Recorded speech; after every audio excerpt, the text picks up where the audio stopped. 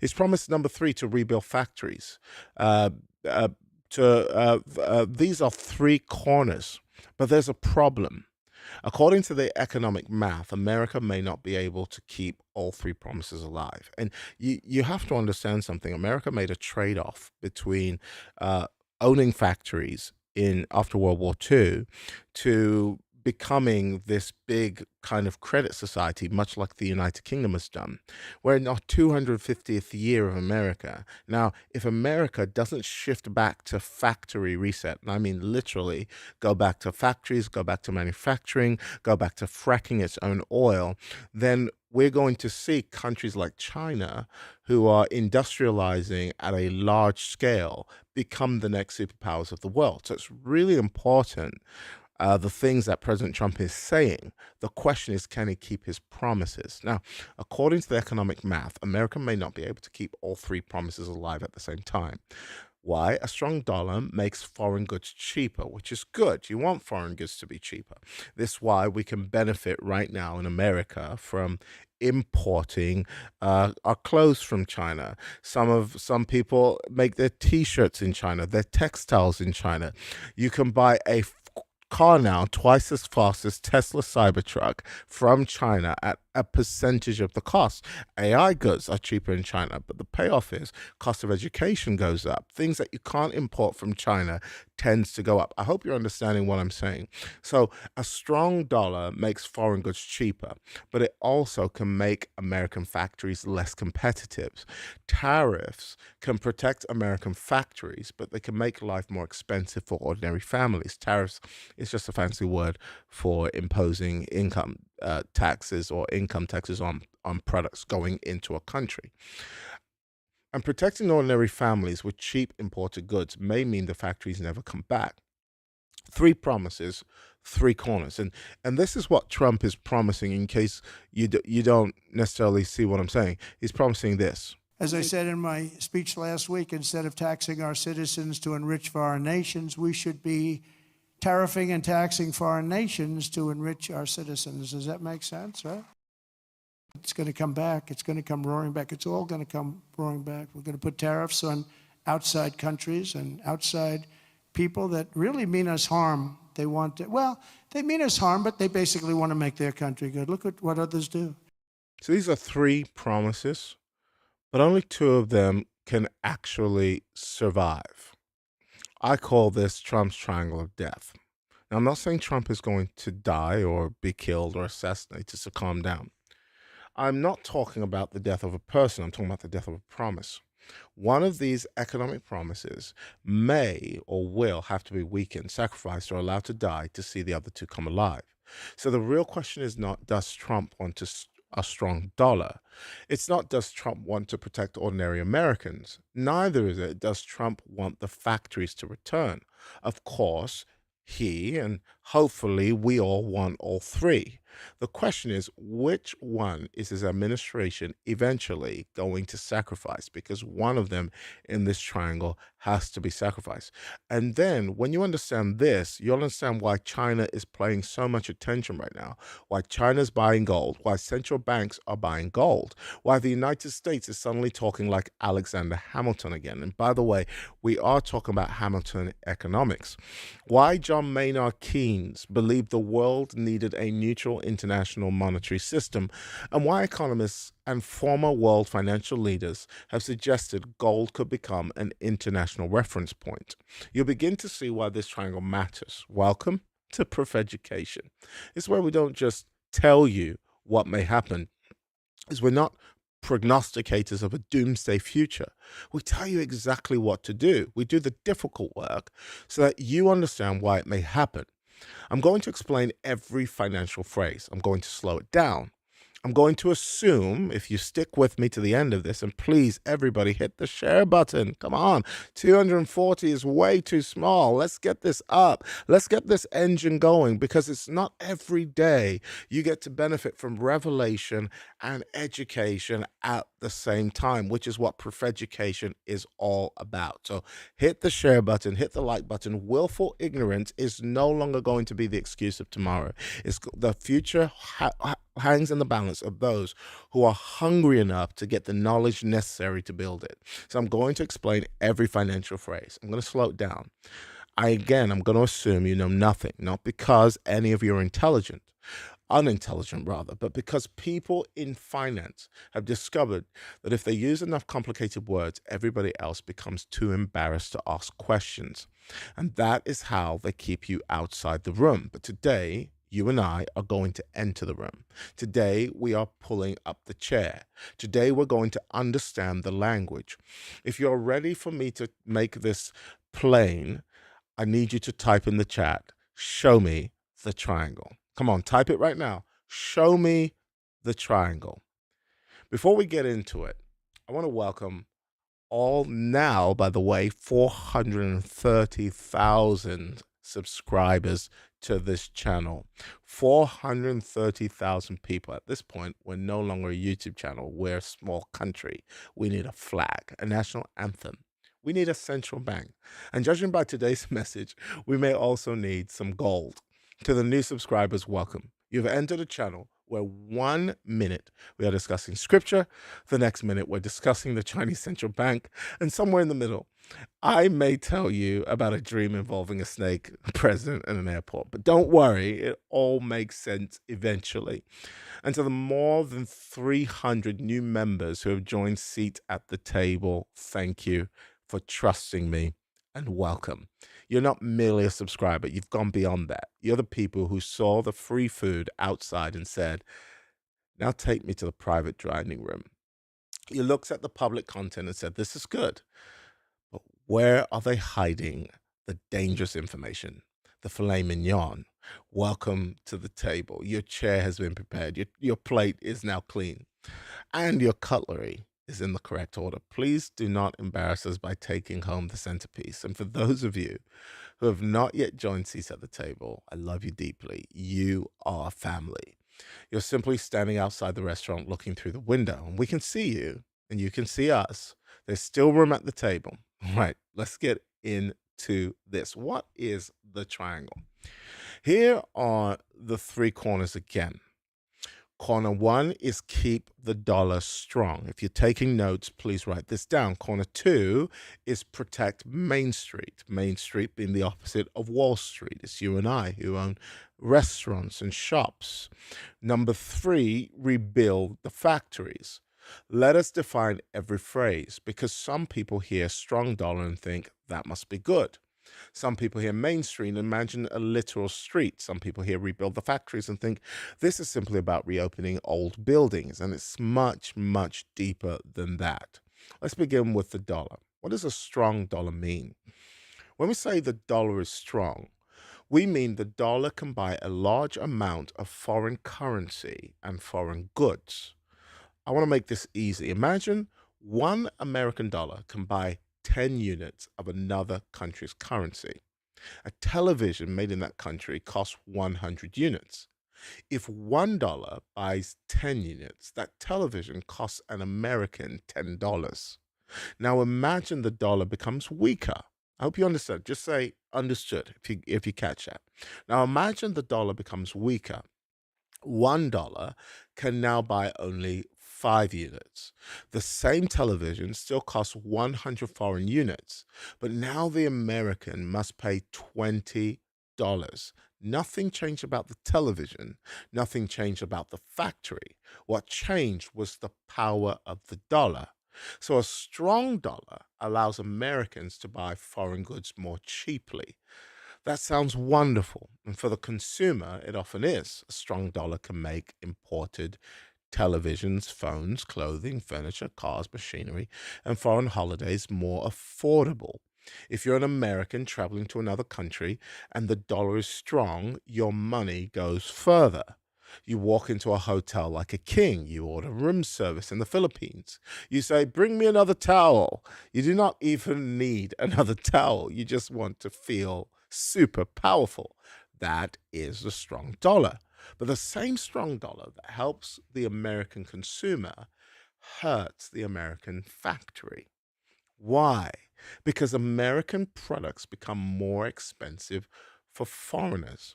Imagine an American machine costs $1,000. A foreign buyer must exchange their currency into dollars to purchase it. If the dollar is too strong, they need more of their own money to buy that American machine. Meanwhile, the American business buying foreign machinery may find the foreign product relatively cheap. If you understand, just say, I get it, I get it, I get it. So the strong dollar creates a seesaw. When the dollar rises, the American shopper may gain, but the American factory will lose. Let me say that again. When the dollar rises, the American shopper will gain, but the American factory will lose. Now type that in the chat for me. The shopper gains, the factory strains. That is corner number one. I see all of you in the chat. I get it. I get it. I get it. Okay. Now, what is Main Street? Let's move on. Main Street is a political and economic expression. It's fancy speak for ordinary people, workers, families, small businesses, people who pay rent, people who buy groceries, people who need a car, people who are trying to buy a home, people who feel every price increase. Now, Wall Street is the world of banks, large investors, financial institutions, the big guys, the giants, stock markets, asset managers, JP Morgan, Goldman Sachs, powerful corporations who can afford their name being on the front door of a huge skyscraper. Main Street is the person standing at the supermarket asking, why is this smaller but more expensive? Main Street is the mother, like you, watching right now, looking at the grocery receipt, wondering what's going on. Main Street, rather, is the father wondering whether he can still afford the family insurance. Main Street is the small business owner discovering that every part he imports has become more expensive. Main Street is where economic policy becomes personal. Washington announces policy, Main Street receives the receipt. I hope you're catching what I'm saying right now. And that is the line you need to remember. Wall Street announces the policy, you and I on Main Street receive the receipt. Now, why am I making this so simple? Because it's not enough for the church to do a Bible study. We have to now move into what I call a Babel study. Now, what is a Babel study? It's where Daniel understood the language of the Chaldeans. The language of Wall Street is what gets you off of Main Street. And my goal is to push as many of you off of Main Street onto Wall Street without any of your neighbors knowing you left Main Street. How does that sound? Politicians can speak about tariffs, trade deficits, industrial policy, reserve currencies, but eventually somebody walks into Walmart and pays the receipt. Eventually somebody fills their car with fuel. Somebody buys building materials. Eventually somebody pays the electrical bill. That is Main Street. Protecting Main Street means trying to protect ordinary people from high inflation, unemployment, unaffordable goods, expensive energy, failing wages, economic instability, AI. Now type Main Street gets the receipt. I hope you're catching that. If you're taking notes, Main Street gets the receipt. All right. What does rebuilding factories mean? The third part of this triangle. When Trump says he wants to bring the factories back, he's not simply talking about putting old workers back into old buildings or young 15-year-olds back into the coal mines. A factory is much more than a building. It's the machines, engineers, electricians, designers, suppliers, roads, railways, ports, energy, raw materials, technical knowledge, skilled workers, and generations of experience. Things men used to do. And sadly, in America, manhood seems to be under great attack. When a country loses a factory, it loses an entire ecosystem. It loses the people who know how to operate the machines. It loses the nearby companies that make parts. And it doesn't just lose that, it exports it to other countries like China. It loses the colleges that train the workers. It loses the suppliers. It loses the culture of production. And what happens to its people is they get fat, develop diabetes, and eventually die. And that's why bringing factories back is not as simple as saying, "Factory, come home." You cannot stand at the airport with a sign saying, "Welcome back, manufacturing." Factories need an ecosystem. Now, why does this matter? Because national power is not measured only by how much money a country has. Look at England, a country that used to be known for manufacturing, traded off its manufacturing to China, lost its status as a superpower, and now is a credit country that simply, like some parts of America, sells credit and insurance. National power is not measured only by how much money a country has. It's measured by what a country can make. Can the country make medicine, weapons, computer chips, transformers, batteries, fuel, ships? Can it feed itself? Ask yourself, can your 16-year-old child change the water of the car? Can they change the carburetor? Do they know when the exhaust pipe is gone out? Can it produce the machinery required to make more machinery? If an apocalypse was to happen today, would your kids survive? A nation can be rich on paper and poor in capacity. Now, what is capacity? Capacity means the practical ability to do something. Imagine two countries. Country A has $1 trillion in the bank, but it cannot make antibiotics. Country B has less money, but its people can produce food, medicine, steel, fuel, machines, and military equipment. Cue China. During peace, country A looks richer, but during war, country B is stronger. Because you cannot swallow a stock certificate when you need medicine. You cannot fuel a jet with a financial derivative. You cannot defend a nation with a share buyback. Money is powerful, but money is not production. Money can organize capacity, but it cannot replace capacity. This is why the factories absolutely matter, and this is why Trump is panicking desperately to close this triangle. Now let's put the triangle together. America wants a strong dollar, protected consumers. But if you protect consumers and rebuild factories, you can't do both at the same time. We've just established that because each corner puts pressure on another corner. In other words, if you protect the consumer, you lose the factory. If you protect the factory, the cost of goods goes up on the consumer, and then the Americans vote their president out of the window. Each corner puts pressure on another corner. Let's examine the three possibilities as combinations. Option one, strong dollar and protect Main Street. America keeps the dollar very strong. That makes foreign goods cheap. Consumers enjoy lower prices on imported products. Main Street is protected from some price increase. But what happens to the factories? American made products remain comparatively expensive. Foreign goods continue to enter the country cheaply, and companies continue asking, why should we manufacture this in America when we can make it somewhere else for less? The factories do not return at the scale promised.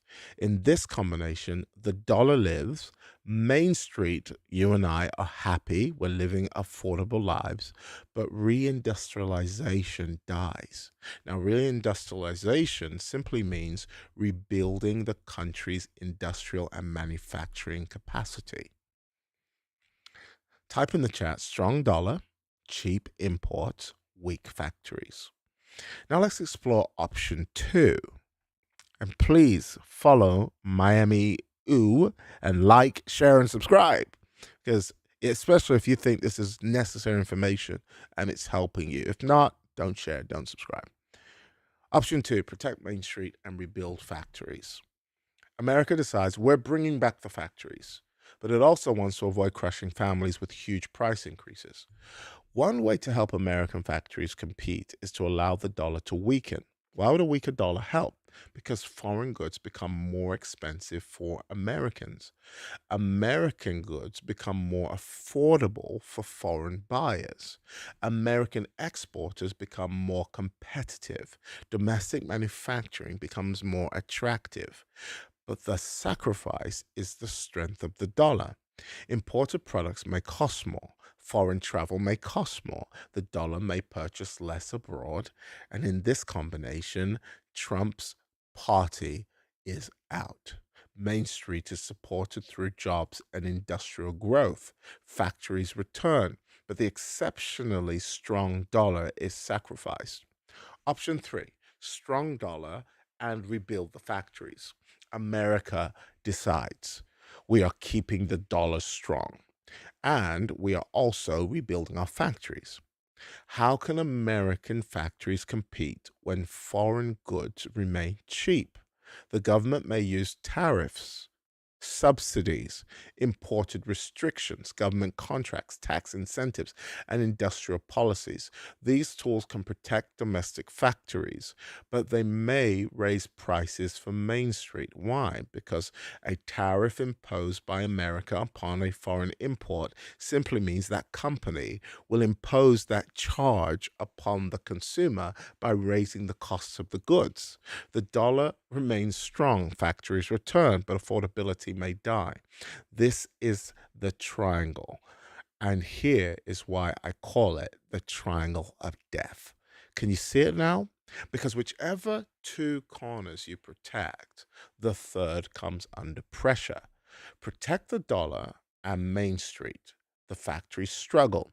Protect Main Street and the factories. The dollar may weaken. Protect the dollar and the factories. Main Street may pay more.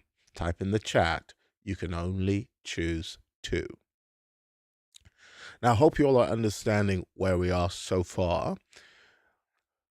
Before we continue, I want to take this moment to just take a breather and bring you in on what 300 of you have been brought in on. And that's what I call the 100K rule. Now, the 100K rule is simply the enemy's attack on anybody wanting to make $100,000. And when I say the enemy's attack, I mean literally the enemy's attack. I never understood why for so long the Bible talks about the good soil reaping 30, 60, and 100 times as much. 100 times is 100,000. The enemy fights 100,000. He hates that number, 100,000, because once you reach 100,000, you reach a rule called compound interest. It's the reason the rich get richer. And in my seat at the table, I actually teach people how to get that $100,000 and how your life changes after 100K. Take a look at this. We'll be right back. You know, people often ask me, how do I build Goshen? And if you just allow me a few seconds just to tell you, I realized that there's something called the 100K rule. And it's something somebody actually told me. Tomi, your life will change after you make $100,000. And I realized Satan, principalities, powers, everything was conspiring against me making that $100,000. And when I made it for the first time, listen, my life changed forever. It was like you go from $100,000 to $1 million easily. It just changes your life. And from there, it's not really about the money. It's about the opportunities that it creates to serve the kingdom of God, do all the crusades we're doing, conferences, meetings, and of course, take care of your family as well. And we're talking a lot about Goshen, but in my private membership class, I want to show you some of the 4 avenues to that 100,000 and how I got there. If it sounds like something you're interested in, being mentored by me, coached by me on how to maybe make some different decisions this year, then feel free to join my membership class, which will be a lot more than just about that. But that's the first video there. If not, God bless you. Thanks for tuning in. Hey, back to the video. God bless.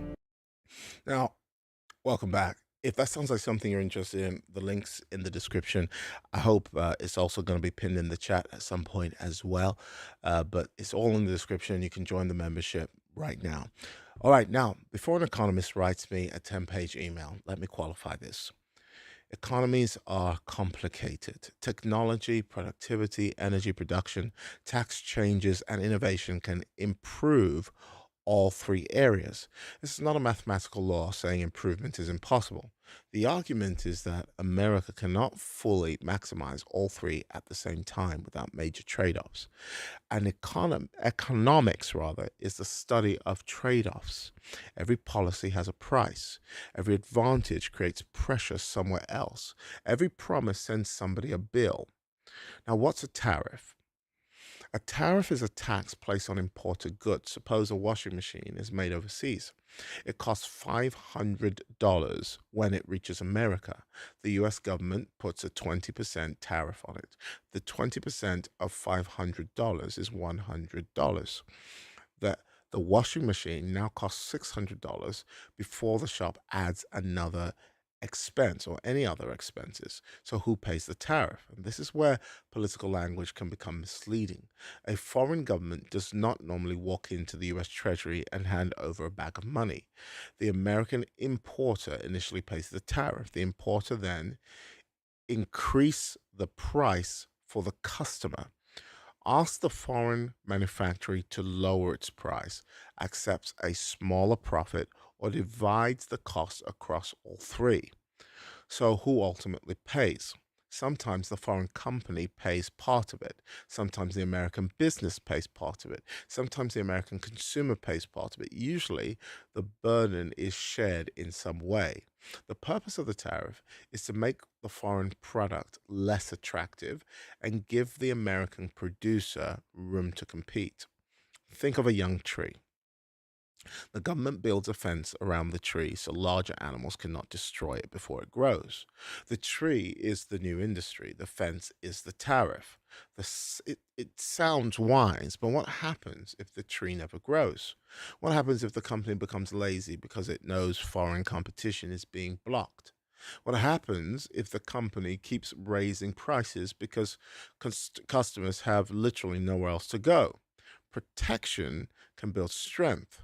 Protection can also protect weaknesses. The question is, does the tariff help the industry become competitive, or does the tariff simply make the consumer pay more? Type in the chat who receives the protection and who receives the bill. Now, what's a subsidy?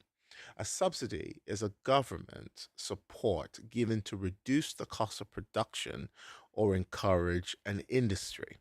It may come through tax credits, cheap loans, direct payments, free land, research grants, government contracts, discounted energy or infrastructure. Suppose building a computer chip factory costs $10 billion. The government says this factory is important for national security. If you build it here, we will contribute $2 billion. That's called a subsidy. A tariff makes the foreign product more expensive.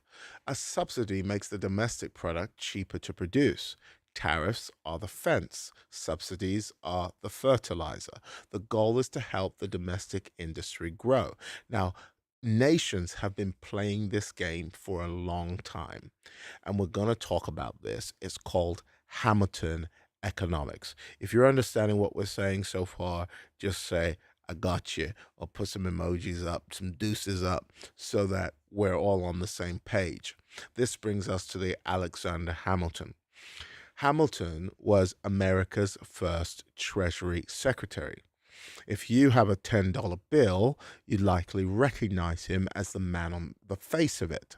In 1971, America was a young nation. It had recently separated from Britain. Most Americans were farmers. America had very few factories. It depended heavily upon the same empire it had just fought for independence. And if you depend heavily on the same empire that you just fought for independence from, that makes you a mini colony. Right? It's what's happening in Africa right now, across Africa, our dependency on the West. America could declare itself politically free, but it still needed Britain for tools, weapons, clothing, machinery, and manufactured products. Hamilton understood that political independence without economic capacity makes independence an illusion, something I wish most of our African nations understood. His message was simple. A nation that cannot make what it needs is not fully independent. It may have a flag, a constitution, a national anthem, but an adversary controls everything required for its survival. Its freedom has limits. Hamilton proposed a system involving, yes, you guessed it, tariffs, subsidies, industrial development, strong national credit, and protection for young American industries.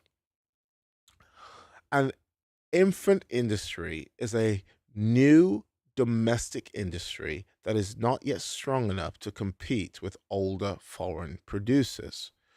You protect it while it grows. You support it. You train it. You fence it.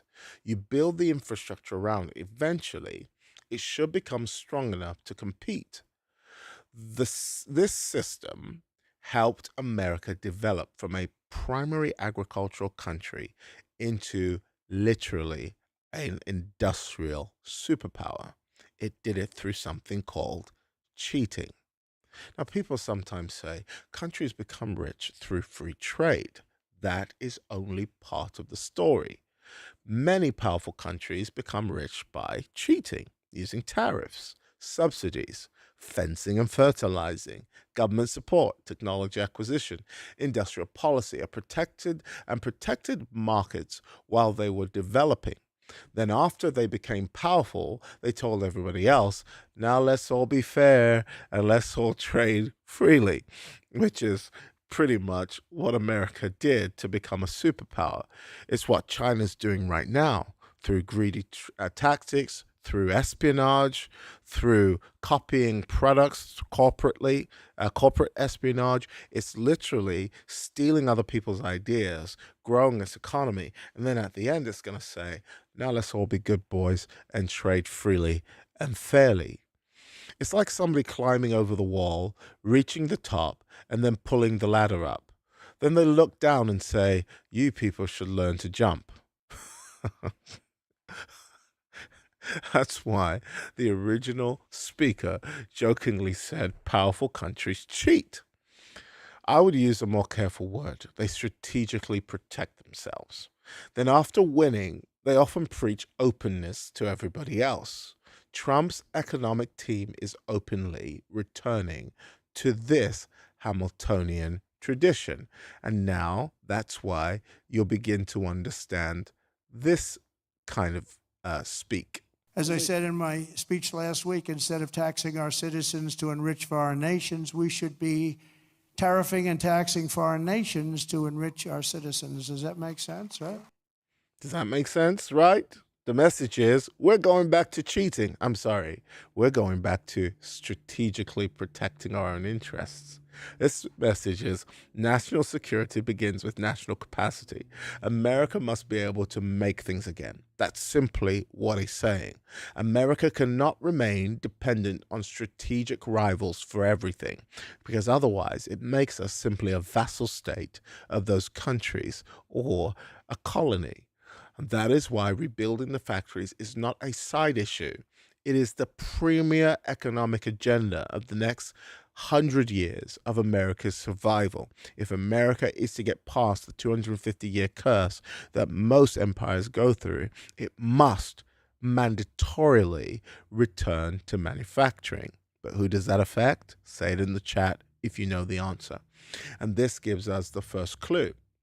If Trump must sacrifice one corner of the triangle, rebuilding the factories is probably not the corner he wants to abandon, because if the factories do not return, the entire Hamilton agenda fails. Now, why Main Street cannot be sacrificed easily? Main Street can't be sacrificed easily for this reason. Could Trump simply allow, for instance, prices to rise sharply in order to protect American factories? Politically, it's political suicide. Ordinary people do not experience economic policy through a speech. They experience it in their wallets. The family does not care that the tariff is strategically brilliant if the new washing machine costs $200 more. The small business owner doesn't care about a 30-year industrial plan that's going to make America great again if the imported parts needed this month have doubled in price. People vote based on how life feels now, not on how life is going to feel later. The politician may say, we are rebuilding national capacity. The citizen says, I can't afford eggs. Both statements are true, but the eggs may win the election. This means Main Street is also difficult to sacrifice. If Trump abandons Main Street, he may lose the political support required to continue rebuilding the factories. So the factories are central to the agenda. See how difficult this is now? Main Street is central to political survival. That leaves the third corner, the dollar. Now, is the dollar the corner they sacrifice? Now we arrive at the central theory of why we're all here. Are you excited? Are you rubbing your hands together? Some analysts believe that if America wants to rebuild factories and protect Main Street, the dollar may eventually have to be sacrificed. It may have to weaken, not collapse, not disappear, not become worthless tomorrow morning, but weaken enough to make American production more competitive. Now, the challenge is, how do you weaken the dollar without causing panic? How do you reduce its value without openly telling the world? We are reducing the value of your savings. How do you change the system without destroying confidence in the system? Because, of course, a weaker dollar means your savings are pretty much useless. The theory says another asset may become the escape valve. And this is why I'm trying to prime every believer to understand the wealth transfer we're in right now. And that asset is gold. Gold. Back to that. Metal again. That darn metal keeps resurfacing itself. It's becoming a problem. Why is gold a problem for the world? Because gold cannot be reprinted. You cannot quantitatively ease it, which means printing it. It simply is or it isn't. Now, what is an escape valve? Imagine a pressure cooker. Pressure builds inside. If the pressure has nowhere to go, the cooker can explode. The escape valve, that little bit at the top that releases pressure in a controlled way.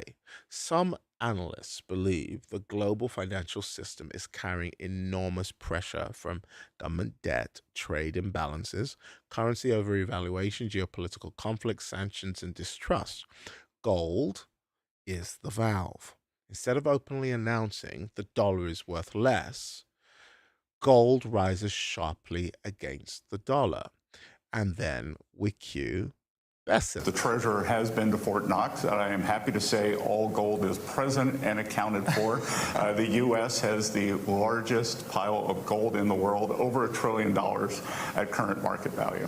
You got to ask yourself, what is news? It's simply political theater.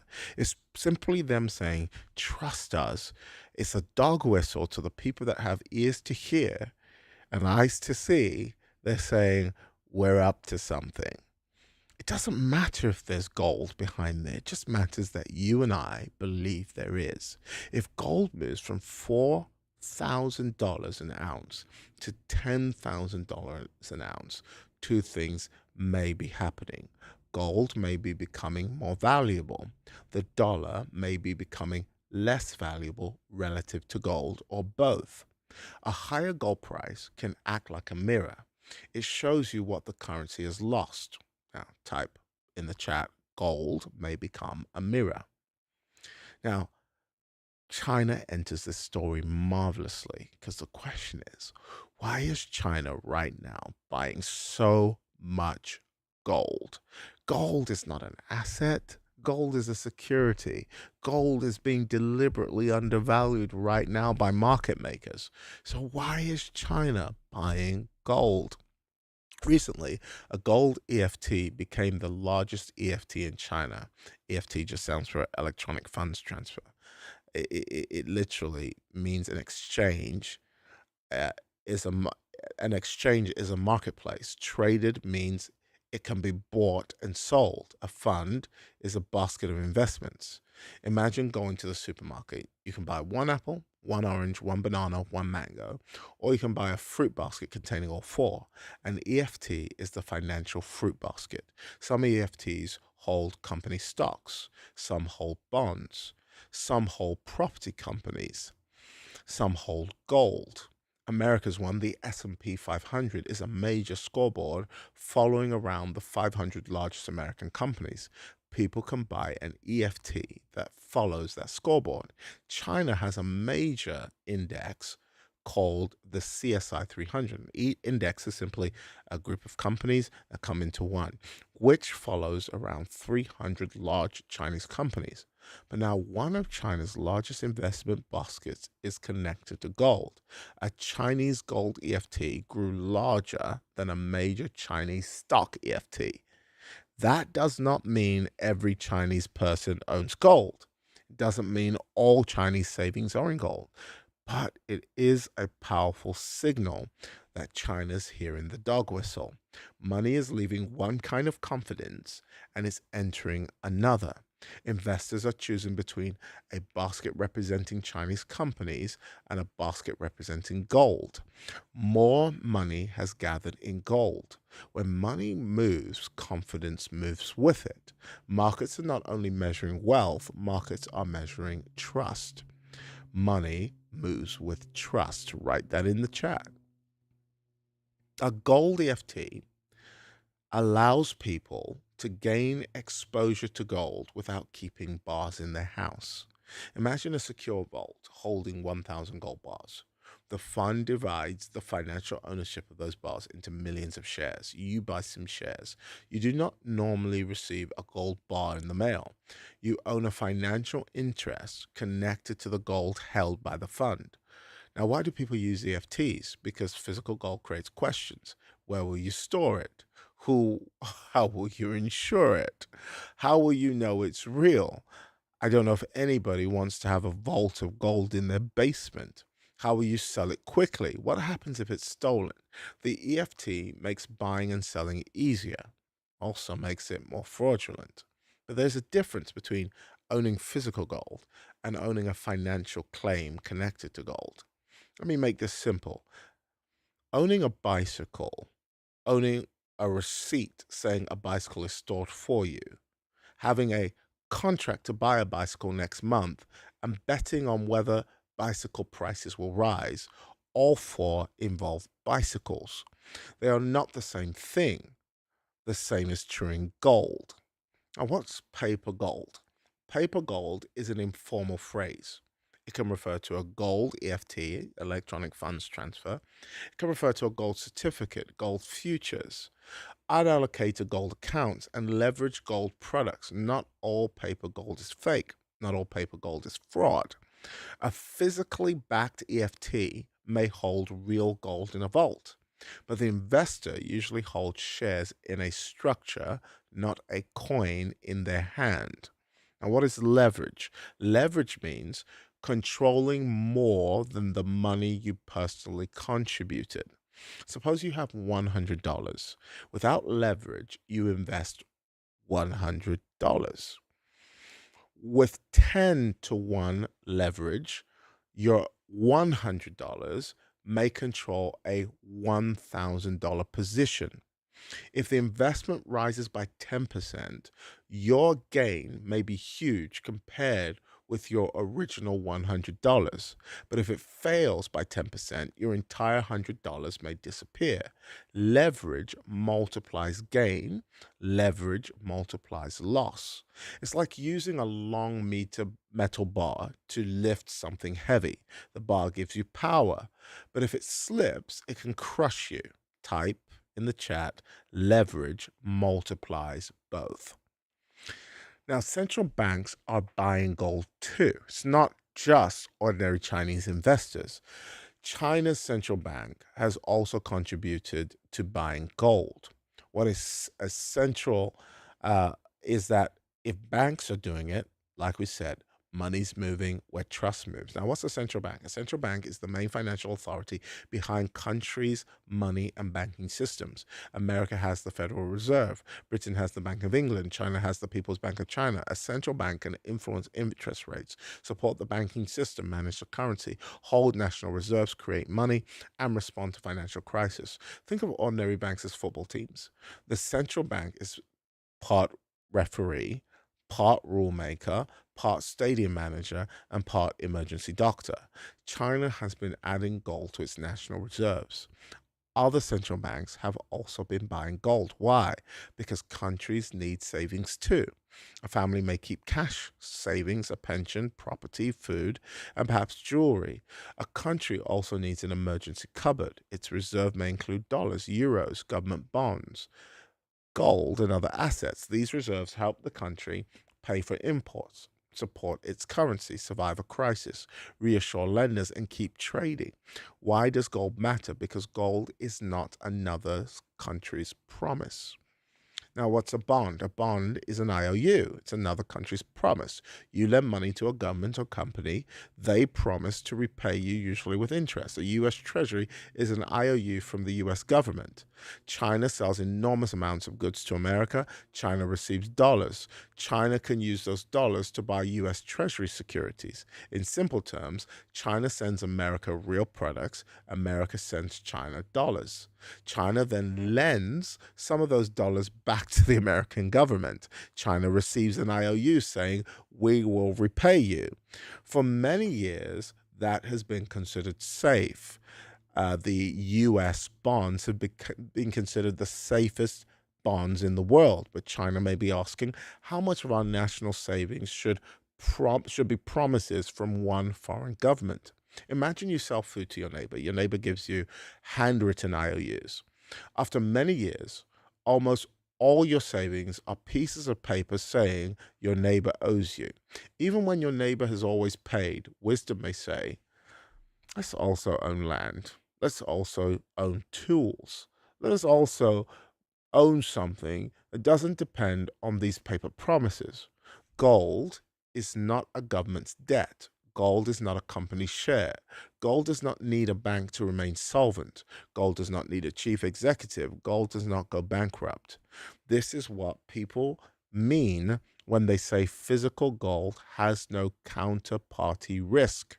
Counterparty risk is the person on the other side of a promise. If I owe you money, I am your counterparty. If I fail, you may not be paid. Gold does not promise to pay you. It simply exists. Now, gold is not risk-free. It can fall in price. It can be stolen, costs money to store. It pays no interest, produces no goods. It creates no earnings. The point is not that gold is perfect. The point is that gold fails differently. Gold is God's money. That's why he said, I'm the Lord. The silver is mine and the gold is mine. Gold holds nations accountable. Wisdom is not finding one asset that can never fail. Wisdom is refusing to allow one kind of failure to destroy everything. Now type diversify the failure. Now, what is de-dollarization? De-dollarization means reducing dependence on the US dollar. It does not necessarily mean abandoning the dollar completely. A country may de-dollarize by holding fewer dollars, or like China, buying more gold, trading in local currencies, creating alternative payment systems, borrowing in another country, or reducing dependence on America's banks. Imagine a business depends on one supplier for 95% of everything. The business adds three more suppliers. The original supplier may remain the largest, but the business is no longer completely dependent on one source. That is called de-dollarization, not always abandonment, often diversification. Now, why are nations doing this? Because the dollar is not only money, it is also power. State statecraft means the methods a government uses to advance national interests. Military statecraft uses weapons, armies, alliances. Diplomatic statecraft uses treaties, embassies, and negotiations. Economic statecrafts use tariffs, sanctions, and banking restrictions, export controls, currency systems, subsidies, and financial access. Because so much of the world uses dollars, America has enormous influence. Imagine every business in town must cross one bridge to trade. You do not own every shop, but you have influence over the bridge. The dollar is part of the bridge. And that's why America can use sanctions so powerfully across the world. It can restrict access to what we call dollar banking, American financial markets, international payment systems, and assets held under American influence. Other nations watch this and think, what happens if one day we become the target? And that's the danger of President Trump, peace through strength policy. The overuse of sanctions causes other nations to say, how do we break free from the dollar bridge stronghold?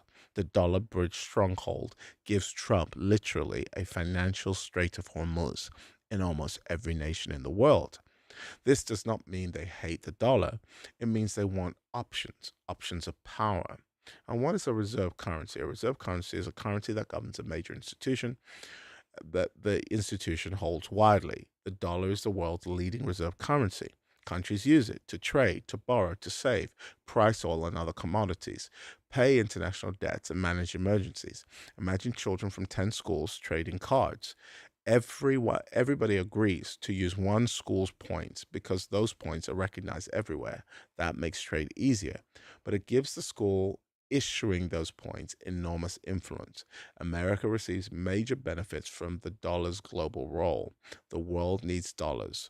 The world buys American government debt. America can borrow its own currency. American consumers can buy many imported products cheaply, but there's also a cost. The strong global demand for dollars can keep the dollar expensive. An expensive dollar can hurt American manufacturing. And that's the tension we're talking about. The same system that gives America financial power can weaken parts of America's industrial power. And this is where we're coming into. We're coming into the time where people are saying that the dollar is going back to gold. After the Second World War, an economist named John Maynard Keynes proposed an international currency called the Bancor. Not Bangor, Bancor. The Bancor was supposed to be used between nations to settle trade. It would not necessarily have been more money people carried in their wallets. It was designed to stop countries from building enormous permanent trade surpluses and deficits.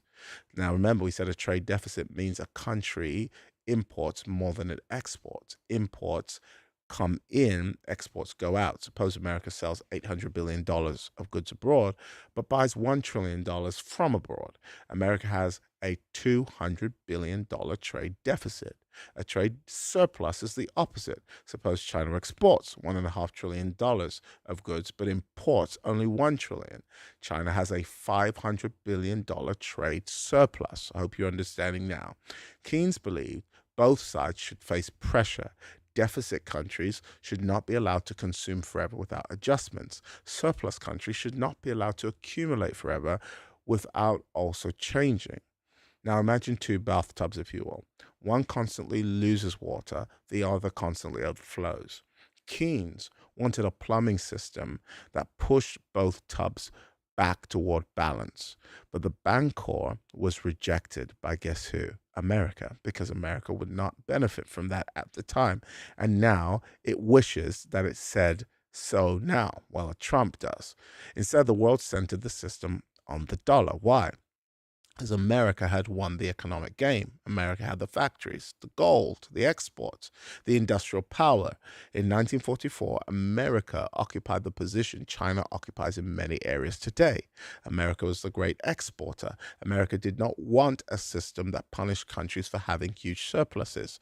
Now history has reversed some of those positions. China is the great industrial exporter, America is running large deficits, and America is questioning the rules of the system it once designed. History has a sense of humor. Now, where's the world going back to? The world is going back to an idea that we need to revise Maynard's idea. And this may be one of the most important conclusions of this entire episode. John Maynard Keynes proposed the Bancor because he believed the world needed a neutral system for balancing trade. Neutral means the system would not belong to America, it would not belong to Britain, It would not belong to China. No individual nation will be allowed to control the ruler by which everybody else was measured. But the Bancor was rejected. The world chose the dollar instead. Then came 2008 global financial crisis. What happened? Banks failed. Markets froze. Lehman Brothers collapsed, and the American Federal Reserve created extraordinary amounts of money to rescue the financial system. Now imagine you're China. You've spent decades making real products and selling them to the world. In return, you've accumulated trillions of dollars and denominated government bonds. Your national savings are heavily invested in promises from the United States. Then you watch the United States respond to a crisis by creating more dollars. China begins asking this question. If America can create more of the currency in which our savings are stored, what happens to the value of everything we have already earned? It's like working for 20 years and allowing your employer to pay you in special points. You save 1 million points, then one morning your employer announces, we have created another 10 million points. You still possess 1 million. Your points didn't disappear, but your share of the total system has become smaller. Your concern is not necessarily that the points have become completely worthless. Your concern is that somebody else controls how many points exist. And that gives you a reason to diversify. So in 2009, the government of the People's Bank of China reviewed the basic Keynesian concern. He argued that the world needed an international reserve currency disconnected from any individual nation. In simple language, China's saying the world's savings account should not be controlled by one country. I'm going to finish here because there's so much more to go through, but I'm going to pause here. I think we've said enough for today. I will continue this one next week. I want to challenge you for now.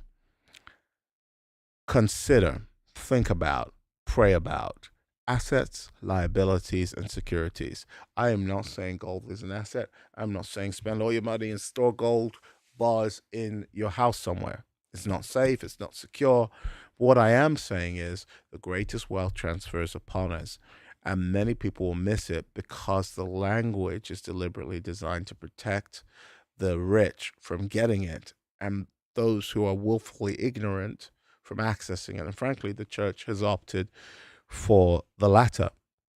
My prayer is that we wake up to the language, we begin to take sharp notes, watch this again, share this again, and be a part of what's happening right now. If the silver is God and the gold belongs to God, then guess what? As a child of God, it doesn't belong to China.